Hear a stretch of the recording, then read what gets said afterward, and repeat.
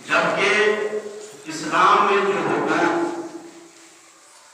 عورتوں کے مقرر کیے گئے ہیں دنیا کے کسی مذہب میں نہیں کیا گیا ہے، اور ہمیں فخر ہے کہ اسلام سے بڑھ کر عورتوں کی عزت، عورتوں کا مقام، عورتوں کے حقوق کسی سمدائے، کسی مذہب، کسی بھی مطلب کیا کہتے ہیں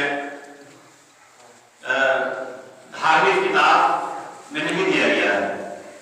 اسی لیے جو ہے ہمیں قرآن کو پڑھنا چاہیے، قرآن کو سمجھنا چاہیے اور اس میں دیکھنا چاہیے کہ عورتوں کے سلسلے سے اللہ تبارک و تعالیٰ نے کیا فرمایا ہے قرآن مجید میں، اور نبی کریم صلی اللہ علیہ وسلم کے دور کو جو ہے ہمیں دیکھنا چاہیے اور احادیث کو پڑھنا چاہیے۔ اس سے ہمیں پتہ چلے گا کہ جو چیز اسلام نے عورتوں کے لیے، عورتوں کے حقوق کے سلسلے سے قائم کیا ہے دنیا کے کسی مذہب میں قائم نہیں کیا گیا ہے۔ ٹائم چونکہ کم ہے، اسلامی سنت نیپال کے جو پمفلیٹ ہیں میں آپ لوگوں کے سامنے جو ہے پیش کرنا چاہتا ہوں، آپ لوگ جو ہے غور سے سنیں گے۔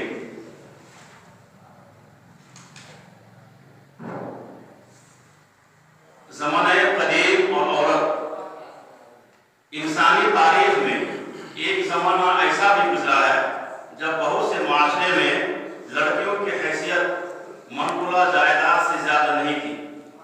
اس کی مثال قدیم متمدن روم میں جاری شادی کے طریقے سے بھی سمجھی جا سکتی ہے۔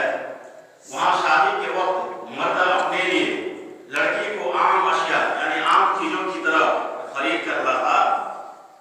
اس کا طریقہ یہ تھا کہ 5 گواہ کے ساتھ وہ ایک ترازو لے کر بیٹھ جاتا اور لڑکی کے بارے میں اعلان کرتا کہ یہ میری ملک ہے، میں نے اس کو ترازو اور سکہ کے ذریعے خریدا ہے۔ اس تقریب کے بعد لڑکی اس کی زر خرید جائیداد تصور کی جاتی، وہ کسی عوامی عہدہ پر نہیں رہ سکتی تھی، نہ ہی اسے سماج میں گواہ بننے اور ولی مقرر کرنے کا حق حاصل تھا۔ برطانیہ، جسے ابھی ہم لوگ بلیک بولتے ہیں انگلینڈ میں، ماضی قریب تک لڑکی کی شادی ہونے کے بعد اپنا وجود کھو دیتی تھی۔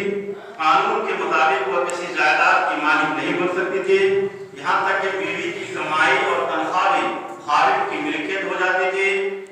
قانونی نظریہ یہ تھا کہ شادی کے بعد عورت کو اپنی کوئی شخصیت نہیں رہتی بلکہ خاوند میں یعنی شوہر میں مدغم ہو جاتی۔ آج بھی یورپ میں یہ رواج ہے کہ شادی کے بعد بیوی خاوند کا نام یعنی شوہر کا نام اپنا لیتی، جیسے مسز ابراہیم، مسز بارکلے، مسز اینتھونی وغیرہ، یعنی اس کا اپنا خود نام نہیں ہوتا بلکہ شوہری کا جو نام تھا صرف مسز لگا کر کے جو ہے اسی میں وہ جو ہے ضم ہو جاتا، مدغم ہو جاتا تھا۔ دور جدید میں، ابھی موجودہ دور میں، یورپ نے عورت کی آزادی اور اس کے حقوق کے نام پر یہ تحریک چلائی کہ خاتون خانہ کو گھریلو ذمہ داریوں اور تولدی خدمات یعنی بچہ پیدا کرنے کا جو کام ہے پر باقاعدہ معاوضہ دیا جانا چاہیے۔ ازدواجی قسمت دری پر قانون سازی اور فیملی کورٹ کے ذریعے شوہر کو سزا دلوانا چاہیے۔ عورت کی آزادی کا تقاضا ہے کہ طوائف عورت کو جنسی کارکن قرار دینا چاہیے۔ عورت کی آزادی کی تحریک چلانے والے ممبر ممالک میں جنسی تعلیم اور کنڈم کے استعمال پر زور دینا چاہیے۔ یہ یورپ میں جو تحریک ابھی ہے آزادی نسواں کے سلسلے سے، ان لوگوں نے جو ہے یہ سب حق ملنا چاہیے عورت کو، ان لوگوں نے حساب جو ہے وہ بنایا ہے۔ اسقاط حمل کرانے کو عورت کو حق قرار دینا چاہیے۔ نیز یہ کہ ہم جنس پرستی کو فروغ دینا چاہیے، یعنی ہم جنس پرستی مرد کے ساتھ عورت کے ساتھ کو بولتے ہیں، اس لیے کہ یہ عورت کا حق ہے، وہ لوگ ایسا سمجھتے ہیں۔ آپ دیکھ رہے ہیں کہ ان مطالبوں نے عورت کو کس چوراہے پر کھڑا کر دیا ہے۔ اس تحریک کا نتیجہ ہے کہ عورت چوراہے پر کھڑی ہے، نہ تو اس کی جسمانیت سلامت ہے اور نہ وہ مرد کی برابری کر سکتی ہے۔ زیادہ سے زیادہ جو کچھ ہو سکا ہے وہ یہ کہ عورت مرد کے لیے کھلونا اور ہوس پرستی کا ذریعہ بن چکی ہے۔ عورت کا تمام تر استعمال مرد اپنے ان مادی و نفسانی خواہشات کی تکمیل کے لیے کر رہا ہے، جس کے ساتھ اس کے اوپر عورت کی کوئی ذمہ داری عائد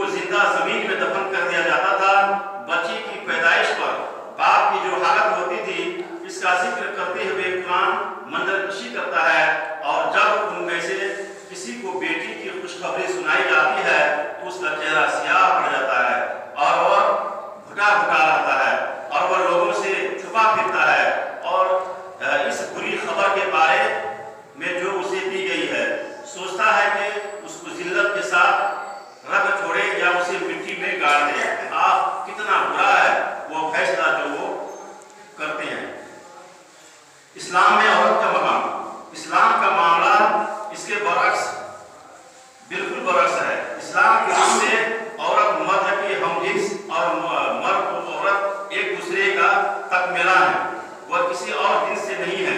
मर्द और औरत एक दूसरे के लिए इनसे मोहब्बत और सुकून चैन का जरिया है।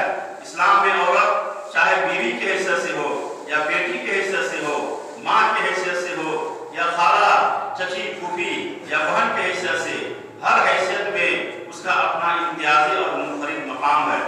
बेटी, बहन और माँ के हैसियत से तो उन्हें जन्नत में दाखिल होने की बशारत का दर्जा हासिल है। यानी जो शख्स बेटी या बहन की परवरिश देखभाल करे और अच्छी तालीम और तरबियत के साथ दीनदार घराने में शादी कर दे, उसके लिए जन्नत की बशारत है। इसी तरह औरत अगर माँ है तो उसके कदमों तले जन्नत की बशारत दी गई है। औरत अगर खाला की सूरत में है तो उसकी खिदमत में भी गुनाहों का कफारा करार दिया गया है।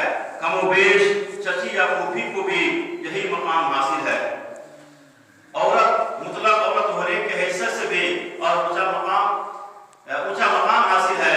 उसकी देखभाल और खिदमत करने में जन्नत में रसूल अकरम सल्लल्लाहु अलैहि वसल्लम की रफ़ाकत की बशारत है।